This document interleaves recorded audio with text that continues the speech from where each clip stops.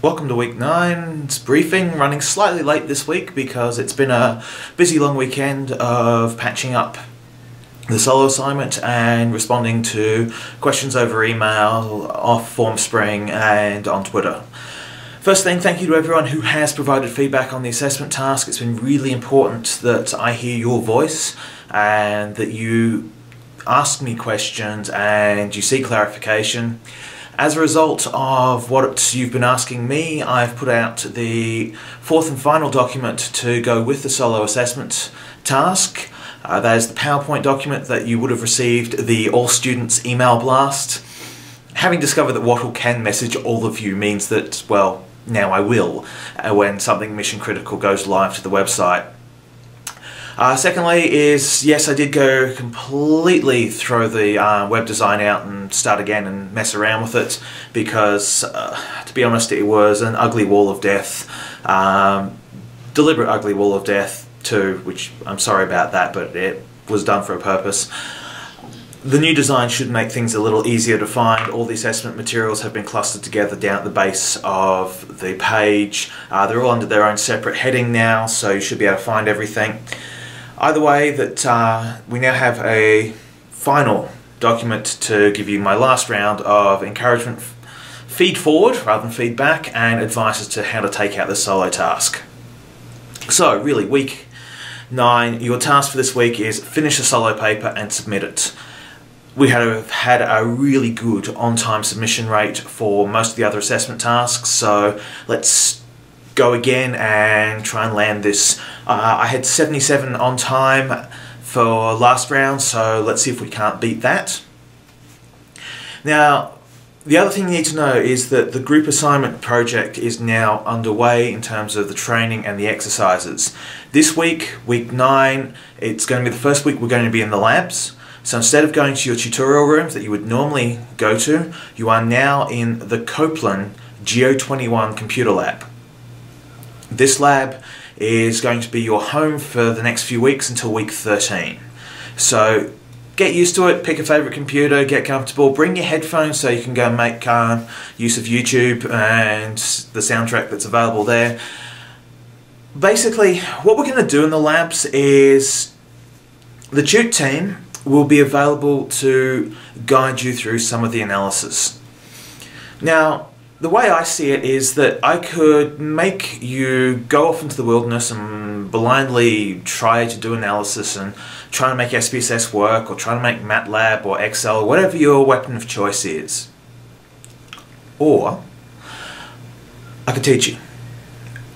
And we could make the labs an opportunity for you to have an ally in the room that you can turn to and say, hey, I don't know what's happening here, or can you help me out?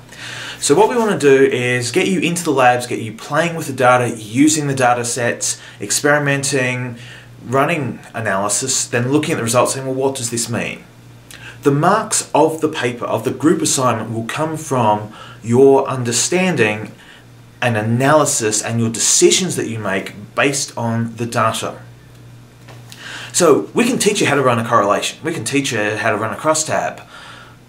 What you are going to get the points for is interpreting what the results of the crosstab or the correlation or the t-test or the ANOVA, MANOVA, multivariate analysis, scale analysis, Cronbach's alpha, any of these things.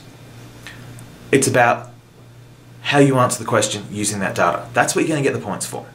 Now that's the bit we're not going to tell you. We're not going to sit there going, well, as a result of that, you should definitely have, say this in your assignment.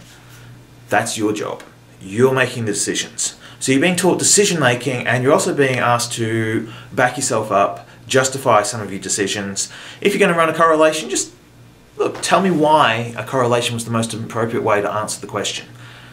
Again, because what you're being asked to do is, it's a simulation exercise. You're being asked to show that you made a deliberate decision, and the deliberateness of your decision comes from being able to say, here's why, as well as what I did, here's why I did it.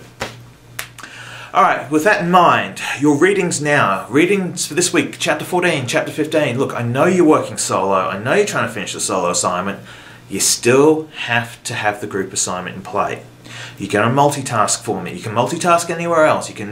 I've seen you do this in the lectures. You've got your laptops open, you got your phones on, you're taking notes, and you're talking amongst yourselves on the internet.